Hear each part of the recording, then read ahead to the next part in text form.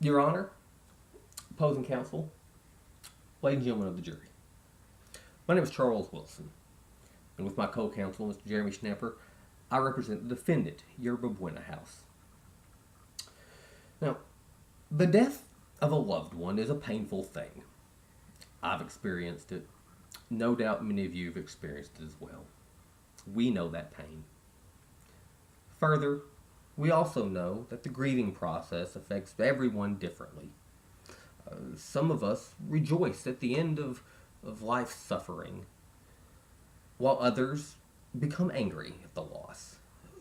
Both are natural responses to a difficult situation.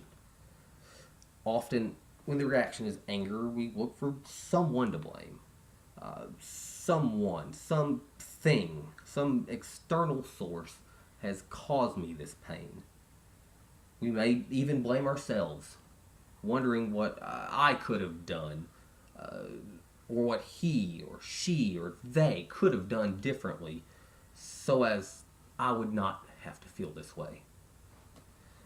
Now, in our grief, we often unjustly throw blame at whoever is within closest proximity. This too is a natural response for many people. It it happens. We know that some people, when they're angry, they want to blame others. It's human. Now, in this case, YerbaBuena House is the recipient of unjust and undeserved blame. When deceased, Miss Fitzgerald joined the community of YerbaBuena on November 8th of 99. She was 71 years old and in apparent good health.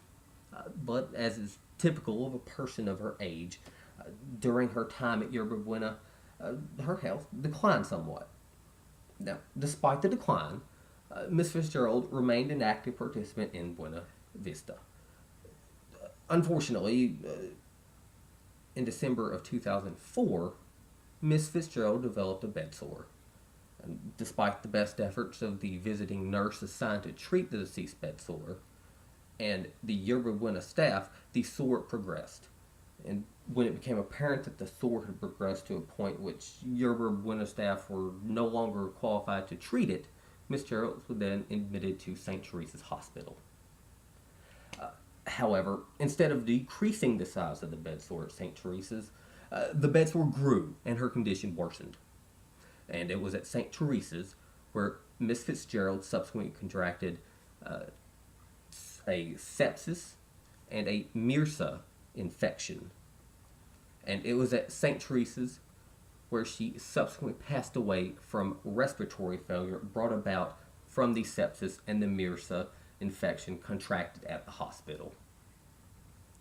Now, today, you will see the death certificate. You will hear the testimony of Mr. Waldo Davis, administrator for YerbaBuena, as both to the management of the facility and his understanding of the deceased's condition prior to admission to the hospital.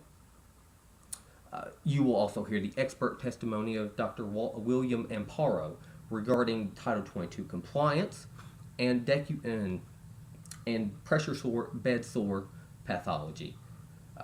We ask, ladies and gentlemen, that you pay close attention to this information because we believe that once you hear it and once you see it, yet you will agree YerbaBuena is not to blame. Thank you.